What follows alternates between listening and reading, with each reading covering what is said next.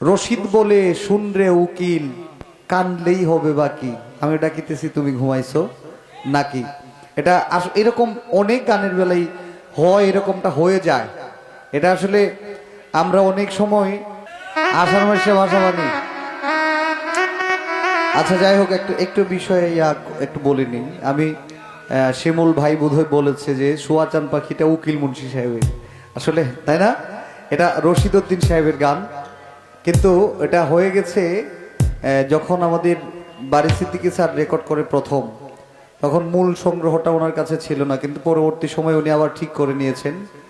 রশিদ বলে শুনরে উকিল, কানলেই হবে বাকি। আমি ডাকিতেছি তুমি ঘুমাইছো নাকি। এটা এরকম অনেক গানের বেলায় হয়, এরকমটা হয়ে যায়। এটা আসলে আমরা অনেক সময়